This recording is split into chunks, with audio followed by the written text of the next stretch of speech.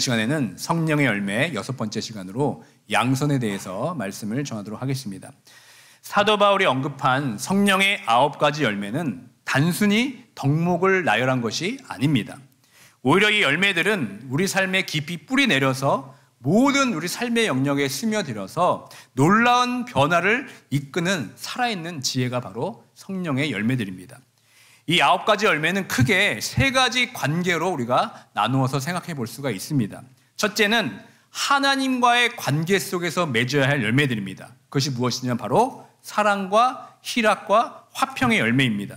이 열매들은 우리가 하나님을 향한 마음과 그 태도를 통해서 그분과의 친밀한 교제 속에서 진정한 기쁨, 또 흔들리지 않는 평안을 경험하고 누리게 되는 겁니다.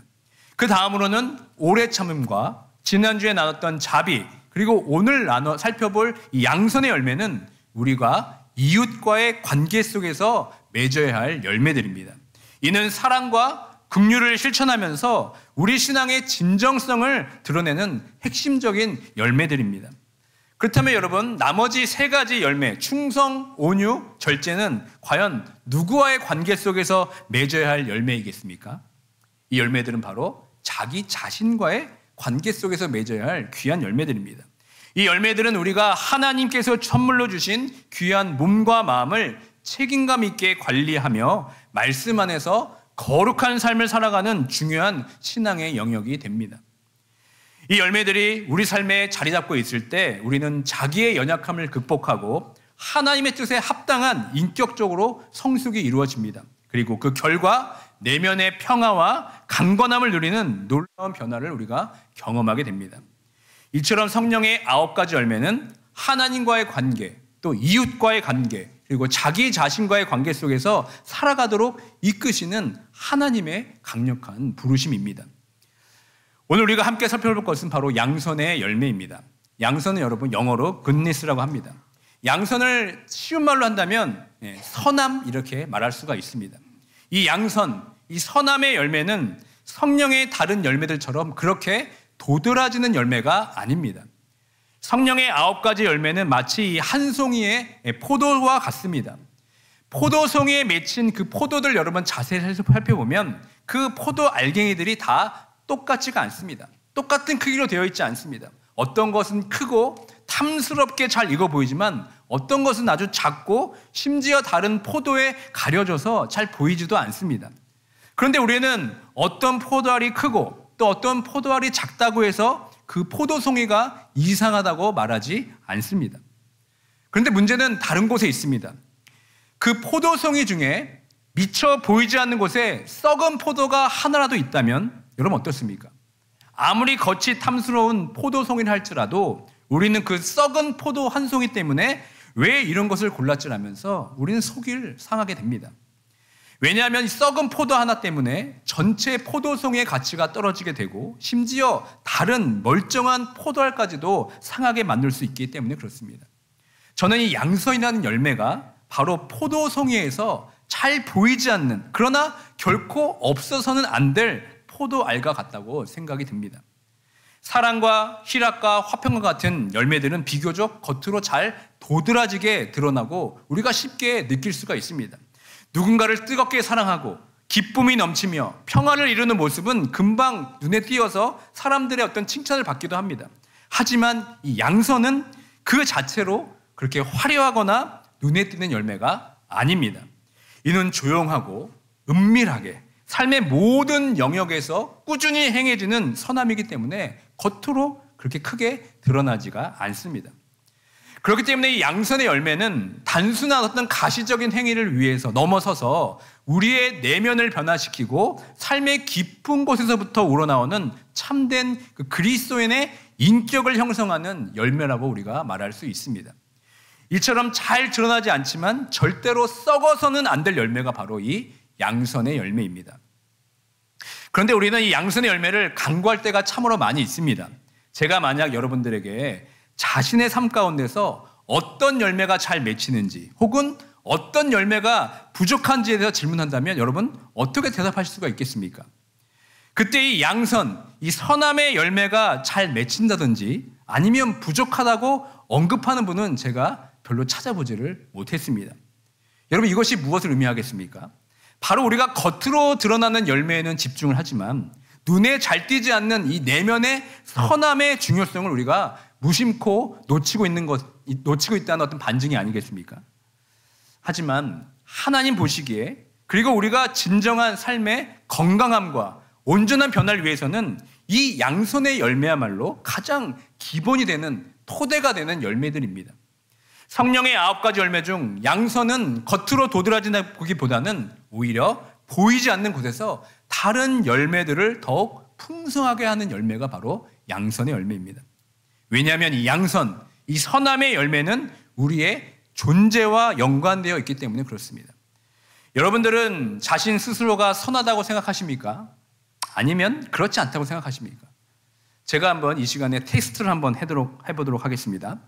지금 예배 중에 어느 성도의 휴대폰 벨소리가 갑자기 크게 울렸다고 여러분 생각해 보시길 바랍니다. 그때 우리들의 마음은 어떻습니까? 아이고, 급한 일이 있나 보네. 별일이 없어야 할 텐데 라면서 염려하고 배려하는 마음이 먼저 드십니까? 아니면 에휴, 교양도 없지. 예배 시작했는데 진동을 하든지 끄든지 해야지 하고 이렇게 불편함과 비난의 마음이 먼저 치솟습니까? 또 만약에 예배 중에 어린아이들이 막 소리내어 온다고 여러분 가정해 보십시오. 우리들의 마음 어떻습니까? 아이가 울어서 예배가 좀 방해되긴 하지만 그래도 이렇게 함께 예배할 다음 세대가 있어서 얼마나 감사한가, 이렇게 따뜻한 마음으로 품어주십니까? 아니면 아유, 애를 돌보는 저 엄마는 뭐 하는 거야? 애를 좀 잘 단속해야지. 아니면 이렇게 불편한 시선을 막 던집니까? 또 교회에 큰 행사가 있어서 섬길 사람이 절실히 필요한데 그때 오히려 교회에 나오지 않는 성도들을 보면 여러분 마음이 어떻습니까? 아예 그분 삶이 참 바쁘고 힘드니까 차라리 쉬시는 게 낫지, 이렇게 이해하고 배려하십니까? 아니면 그러면 그렇지, 그 인간이 나올 리가 있겠어, 이렇게 쉽게 판단하고 비난하는 마음이 먼저 드십니까? 이처럼 우리가 지극히 작고 일상적인 순간들의 반응이 우리 안에 있는 이 숨어있는 양손의 정도를 고스란히 보여주는 것입니다.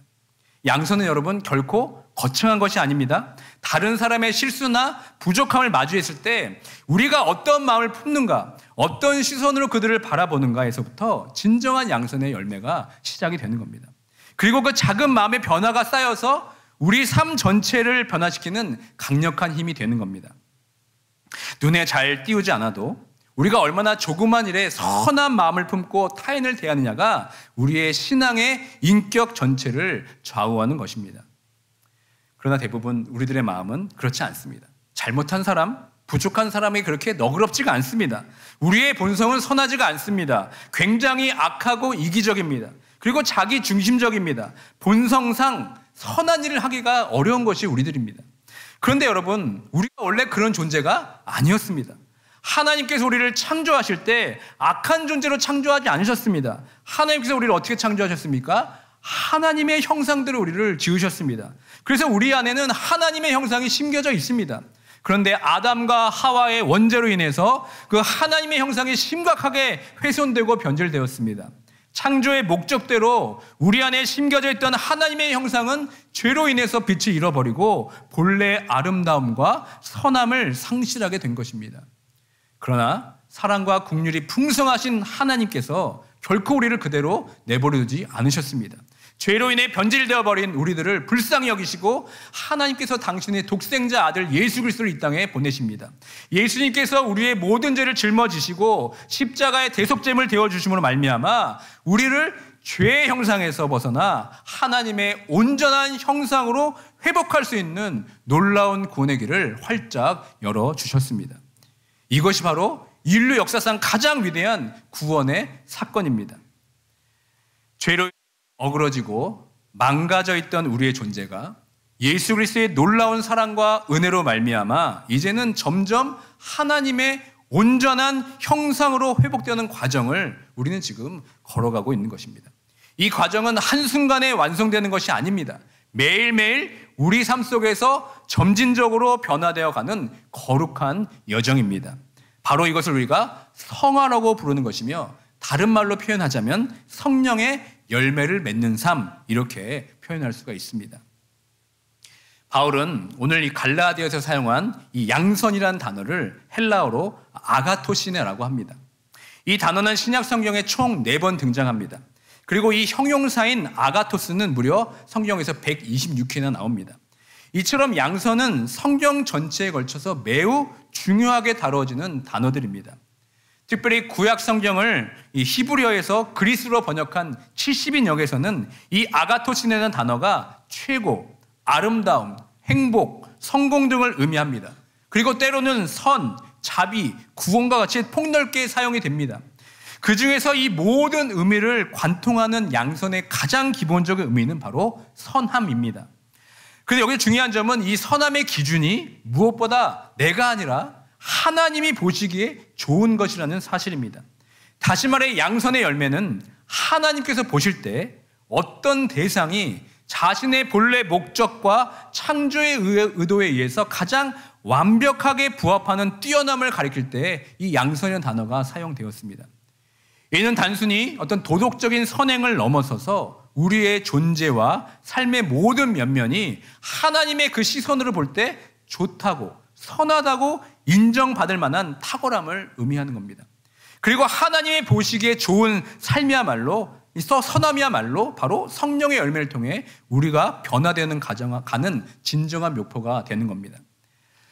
하나님께서는 우리를 창조하실 때 우리를 하나님의 형상대로 창조하셨습니다. 그렇기 때문에 우리가 하나님의 형상대로 살아가는 삶이 바로 우리 삶에 가장 어울리는 삶이고 이것이 진정한 선함, 아가토시네의 삶인 것입니다. 하나님의 형상대로 지음받은 우리가 그분처럼 선하고 거룩하게 살아가는 것, 그것이 바로 우리 삶의 본질이고 하나님께서 기뻐하시는 최상의 모습입니다. 우리의 말과 행동, 생각과 태도가 하나님의 그 선하심을 반영할 때 우리는 진정한 양선의 열매를 맺게 되는 겁니다. 우리는 하나님의 형상을 본받아야 된다고 자주 이야기합니다. 그렇다면 여러분, 어떻게 하는 것이 하나님의 형상을 본받는 것입니까? 그것은 하나님과 교통하고 서로 깊은 교제를 나눌 수 있는 사람으로 변해가는 것을 말합니다. 이러한 교제 속에서 우리는 하나님의 형상이 우리 삶에서 드러나기 시작합니다. 이는 단순히 우연이 아니라 바로 우리를 창조하신 하나님의 뜻과 목적입니다. 그 하나님의 형상 중에 가장 대표적인 특징이 있다면 그것이 바로 여러분 선함입니다. 성경은 시작부터 끝까지 오직 하나님이 유일하게 선하신 분이라고 일관되게 증언하고 있습니다. 그래서 이스라엘 백성들은 예배 때마다 하나님에 대해서 늘 이렇게 고백합니다. 시편 136편 1절의 말씀을 다 함께 읽겠습니다. 여호와께 감사하라. 그는 선하시며 그의 인자함이 영원함이로다. 이스라엘 백성들은 함께 모여서 예배할 때마다 여호와는 선하시고 인자한 분이라고 고백합니다. 그리고 찬양했습니다. 성경은 하나님만이 온전한 선함을 가지고 있다고 말하고 있습니다. 인간으로 이 땅에 오신 예수님조차도 자기를 선한 선생님이라고 부르는 부자 청년에게 이렇게 말합니다. 마가복음 10장 18절의 말씀을 함께 읽겠습니다. 예수께서 이르시되 네가 어찌하여 나를 선하나 일컫느냐. 하나님 한 분 외에는 선한 이가 없느니라. 그러니까 인간이셨던 예수님께서도 이렇게 고백한 것을 우리가 주목해 봐야 합니다. 사실 우리에게는 선함이라는 것을 찾아볼 수가 없습니다. 아무리 생각해봐도 우리는 선한 척 할 뿐이지 선함이라는 이 가면을 벗기고 나면 우리는 추하고 악한 생각밖에 없음을 우리는 보게 됩니다. 인정하고 싶지 않지만 인정할 수밖에 없는 것이 바로 죄인인 우리들의 삶입니다. 이것을 우리가 뼈저리게 이해할 때 우리의 구원이 정말 값진 것이 됩니다. 그런데 여러분, 이것이 점점 희미해지는 것 같습니다. 성경은 여전히 우리를 죄인이라고 부르지만 이 세상은 죄인인 우리를 죄인으로 부르지 않고 오히려 선하다고 부추기고 있습니다. 몇 년 전 저는 가족과 함께 유타주에 있는 솔트레이크 시티에 방문을 했습니다. 그곳에 가시면은 이 템플 스퀘어라는 곳이 있습니다. 몰몬교의 성전과 몰몬교를 소개하는 여러 박물관들이 여기에 가득합니다. 그래서 이제 가족들과 함께 모든 곳에 다 들어가 보았습니다. 겉으로 대충 보면 이 몰몬교는 기독교와 비슷한 부분이 참 많이 있습니다. 그래서 아이들이 헷갈려 할까봐 이 몰몬교가 정통 기독교가 아니라 이단이라는 것을 아이들에게 나름 열심히 설명했습니다. 여러분, 이단이 무엇입니까? 이단이라는 용어를 한문으로 이해하면 좀 더 쉽습니다. 달을 이, 끝 단입니다. 그러니까 시작은 비슷하지만 끝이 다른 것이 여러분 이단입니다. 그러니까 몰몬교가 이단인 경우가 너무나 자명합니다. 왜냐하면 먼저 이 몰몬교는 성경의 권위보다 천사로부터 직접 계시를 받은 몰몬경에 더 큰 권위를 두고 있습니다. 그 이유만으로 여러분 확실한 이단입니다. 또한 몰몬교가 이단인 이유가 더 많지만 특히 오늘 말씀인 이 양선, 이 선함이라는 관점에서 볼 때에도 그 실체가 명확히 드러납니다. 인간은 원죄로 인해 선해질 수가 없습니다. 그렇기 때문에 예수 그리스도가 이 땅에 오셔서 우리의 죄를 사해 주시고 우리가 구원을 받고 새로운 삶을 얻게 된 것이 바로 우리가 믿는 복음입니다.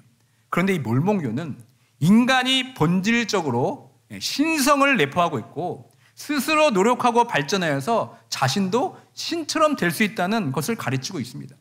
구원 역시도 예수 그리스도의 은혜와 함께 인간의 선한 행위와 노력을 통해 이루어진다고 강조하고 있습니다. 이러한 관점은 인간이 스스로 힘으로 구원을 이룰 수 있다는 가능성을 열어두어서 결과적으로 인간의 능력을 과도하게 높이고 인간을 우상화시키게 됩니다. 이 템플 스퀘어 박물관에 가면 초기 개척자들이 성전을 세우고 땅을 일궈낸 이야기로 가득합니다. 특히 몰몬경을 창시한 이 조셉 스미스라는 일대기가 박물관을 도배하고 있습니다. 그가 천사로부터 받았다는 몰몬경에 대한 이 그림들이 얼마나 많은지 모릅니다. 그래서 결국 나약한 인간이 그 신을 뛰어넘어 이미 우상이 되어버린 모습을 그곳에서 발견하게 됩니다. 또 그들이 예배를 드리는 터버너클 템플에 가면은 정말 이렇게 거대한 파이프 올게니들이 있습니다. 걸어서 거기서 설명하면서 자세히 보면은 이 오르간이 세계에서 가장 큰 오르간 중에 하나이며 11,623개의 파이프로 되어 있고 또 언제 누가 어떻게 지었는지 등 그곳에 가면 인간의 자랑밖에 보이지가 않습니다. 하나님이 자랑되시고 영광 받으셔야 할 그 성전이라는 곳에서 인간의 노력과 열심만이 가득한 것을 확인하게 되었습니다. 그리고 제가 그때까지만 해도 아이가 셋이 있다는 것이 좀 나름 어깨에 힘을 주고 다녔는데 거기 가서는 제가 기가 꽉 꼈습니다. 이 몰몬교의 특징이 뭐냐면 아이들을 많이 낳는 겁니다. 그래서 제가 본 그 몰몬교의 가정을 보니까 정말 실제로 4명에서 6명의 아이들과 함께 다니는 걸 보니까 제가 기가 팍 죽었습니다. 여러분, 몰몬교를 믿는 사람들이 왜 아이를 많이 낳는지 아십니까? 가정이 이 현세뿐만 아니라 내세에도 영원히 지속되고 있다는 것을 믿습니다. 가족이 영원한 구원과 성장 그리고 궁극적인 신의 경지에 이르는 핵심적인 통로가 된다고 그들은 믿고 있습니다. 그래서 그 당시 몰몬교의 창시자인 조셉 스미스는 이를 위해서 일부 다처제를 허용했습니다. 이것도 여러분 성경에 절대적으로 배치되는 부분입니다. 혹시 몰몬교 창시자인 조셉 스미스의 아내가 몇 명인지 아십니까? 그는 최소 40명에서 심지어 50명이 넘는 아내를 두었다고 합니다. 그 결과 여러분 그 당시 일부 다처제를 반대한 사람들에 의해서 죽임을 당하게 됩니다. 그리고 그 다음 후계자인 브리검 영이라는 사람이 그 반대를 피해서 피신해서 세운 곳이 바로 유타주의 솔트레이크라는 시리입니다. 그곳에 성전을 세우고 새롭게 도시를 만든 것입니다. 물론 현대의 몰몬교는 1890년에 공식적으로 일부 다처제를 폐지했습니다. 그러나 이 교리는 여전히 몰몬교의 역사와 신학의 아주 중요한 부분을 차지하고 있고 일부 근본주의 몰몬교 분파들은 여전히 일부 다처제를 실행하고 있습니다. 여기서 우리는 인간적인 노력과 열심 그리고 인간적인 관점에서의 선함이 이 참된 양성과 어떻게 다른지를 우리가 깨달아야 합니다. 몰몬교는 가정 공동체를 중심으로 강조해서 인간의 노력으로 훌륭한 성과를 이루어내는 것처럼 보입니다. 그래서 그 이면에는 하나님의 절대적인 주권과 말씀의 권위를 넘어선 인간 중심적인 사고가 그들 가운데 자리 잡고 있습니다. 그들은 자신의 노력과 선함으로 구원에 이를 수 있다고 믿고 있습니다. 그러나 여러분, 성경에서 말하는 진정한 양선은 그렇지 않습니다. 우리의 나약하고 죄된 본성을 인정해야 하며 오직 하나님의 은혜와 그분의 기준에 따라 살아갈 때 비로소 맺히는 열매가 바로 양선의 열매입니다. 이단의 선함이 결국 인간의 자랑으로 귀결되는 반면에 정통 기독교의 양선은 내가 아닌 하나님께 영광을 올려도록 이끌게 되며 오직 우리를 변화시키는 성령의 능력에 의해서만 가능하다고 말하고 있습니다. 특별히 요즘 유행하고 있는 자기계발서 등의 책들과 그런 강연들을 보면 여러분 어떻습니까? 인간 스스로의 능력과 긍정적인 사고를 통해 모든 것을 이룰 수 있다고 강조하고 있습니다. 물론 이러한 메시지가 개인의 성장이나 동기부여에 긍정적인 영향을 줄 수가 있습니다. 하지만 본질적인 문제는 선함에 대한 정의가 점점점 흐려지고 있다는 것입니다. 하나님의 백성의 선함은 무엇입니까? 하나님의 창조 목적대로 사는 것이 바로 선하게 사는 것입니다. 그런데 세상은 그렇지 않습니다. 그저 내가 잘 살고 내가 잘 되는 것에 초점을 맞추고 있습니다.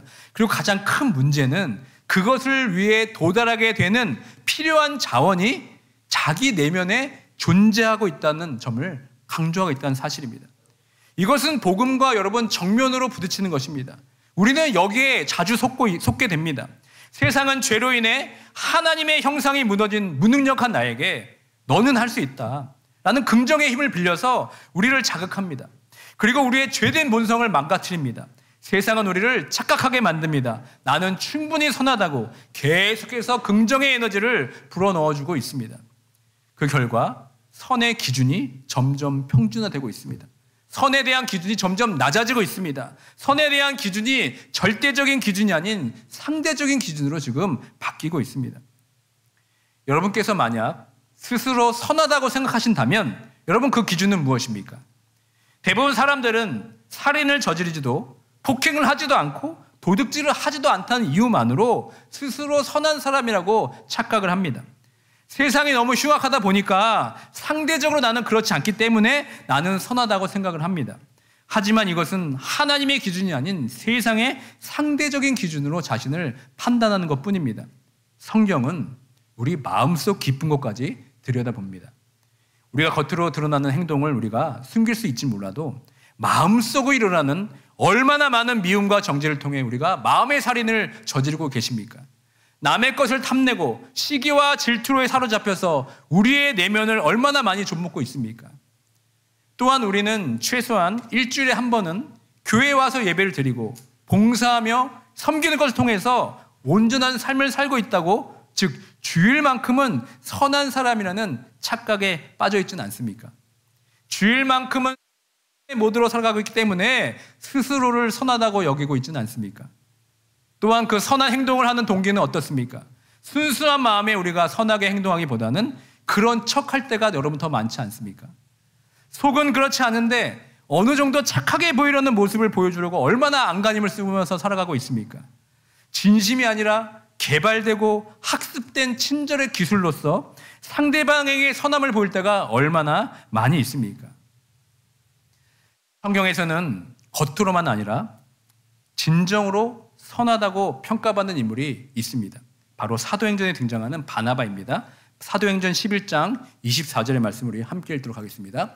바나바는 착한 사람이요 성령과 믿음이 충만한 사람이라 이에 큰 무리가 주께 더하여 지더라. 아멘. 바나바는 여러분 착하고 선한 사람이었습니다. 그리고 성령과 믿음이 충만한 사람이었습니다. 여기서 우리는 진정한 선함의 근원을 발견합니다. 바나바의 선함과 착함은 단순히 겉으로 드러나는 행동이 아니라 또 자기 만족에 나오는 행동이 아닙니다. 그 선함은 무엇입니까? 성령과 믿음이 충만할 때 자라나는 열매였습니다. 예수 그리스도를 믿고 진정으로 선해지는 것은 여러분 전적인 성령의 역사임을 이 바울의 삶을 통해서, 바나바의 삶을 통해서 우리에게 보여주고 있는 겁니다. 여러분들 어떠십니까? 여러분 이름 뒤에 착한 사람이요 성령과 믿음이 충만한 사람이라고 평가받으실 수 있겠습니까? 저는 이 말씀을 곰곰이 묵상해 보았습니다. 우리 주변을 돌아보면 성령과 믿음이 충만해 보이는 분들이 참 많이 있습니다. 기도도 참 많이 하고 신앙생활도 참 열심히고 믿음도 좋아 보이는 분들이 많이 있습니다. 근데 과연 그분들의 삶이 과연 선하고 착한가? 라를 생각할 때는 간혹 마음속에 물음표를 떠올리게 될 때가 있다는 것입니다.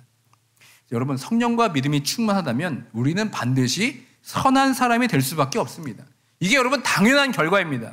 우리가 예수 그리스도를 믿을 때 성령님께서 우리 안에 내주하고 계십니다. 이 성령님은 단순한 감정적 체험이 아닙니다. 하나님의 거룩한 본성을 우리 안에 심으시고 우리를 거룩하게 변화시켜 가시는 분이십니다. 이것이 바로 성화의 과정입니다. 성화는 우리가 점점 죄에서 멀어지게 하며 하나님의 성품을 닮아가게 하고 하나님이 기뻐하시는 의와 선을 추구하게 만드는 내면의 변화인 것입니다. 그런데 성령과 믿음이 충만한 것 같은데 선하지 않는 분들이 주위에 많이 있습니다. 기도의 언어와 일상의 언어가 다릅니다. 기도할 때는 겸손하고 천사의 말처럼 하는데 일상의 언어가 그렇지 않습니다. 믿음의 긍정적인 기도의 언어는 일상의 언어에서는 온데간데 사라져버리고 부정적인 언어를 가득 쏟아넣고 있는 것을 우리가 얼마나 많이 보게 됩니까? 사랑하는 성도 여러분, 명심하셔야 됩니다. 그리스도인은 선해야 합니다. 우리의 눈빛부터 선해야 하고 우리의 말투와 행동, 아니 머리부터 발끝까지 우리의 존재 자체가 다 선해야 합니다. 왜냐하면 이것이야말로 예수 그리스도를 믿는 자들에게서 당연히 나타낼 성령의 열매로 인한 삶의 변화의 증거이기 때문에 그렇습니다. 우리가 진정으로 변화된다면 우리 모든 면면에서 하나님의 선하심이 자연스럽게 드러나야 합니다. 하지만 우리의 삶의 모습에서 그것이 드러나지가 않습니다. 머리로는 잘 알겠는데 잘 되지가 않습니다. 이것이 바로 우리의 현실입니다. 하지만 사랑하는 여러분, 이러한 우리의 부족함과 연약함, 그리고 이 한계가 결코 절망적인 이유가 되지가 않습니다. 오히려 그것은 우리가 얼마나 성령 하나님의 도우심이 절실히 필요한 존재인지를 깨닫게 하는 귀한 계기가 될 줄 믿습니다. 우리는 여전히 넘어지고 부족할 수밖에 없습니다. 그러나 중요한 것은 우리를 포기하지 않으시는 성령께서 날마다 우리를 죄에서 멀어지게 하고 하나님의 형상을 회복하게 하시며 진정한 양선의 열매를 맺는 성화의 길로 끊임없이 우리를 인도해 주신다는 사실입니다. 우리는 이 성령의 능력과 인도하심을 믿음으로 온전히 의지하게 된다면 날마다 변화되는 삶을 살아갈 수가 있게 됩니다. 그렇다면 여러분, 우리 삶의 양선의 열매, 이 선함의 열매를 맺기 위해서 어떻게 하면 좋겠습니까? 우리는 먼저 본성적으로 죄로 물든 나의 옛 삶이 예수 그리스도의 십자가와 함께 이미 죽었음을 온전히 믿고 고백해야 합니다. 그리고 내 스스로의 힘으로는 단 한 조각의 선한 것도 나올 수 없다는 사실을 겸손히 인정해야 합니다.